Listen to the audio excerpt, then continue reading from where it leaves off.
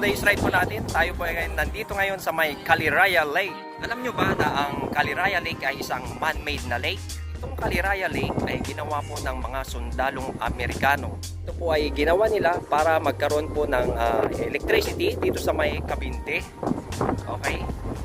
At later on, noong World War II, kanila po itong sinabotahe. Masasakop na po sila ng Japanese.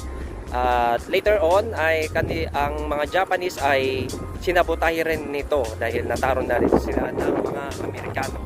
Okay. So, paano? Ayun na, Brad.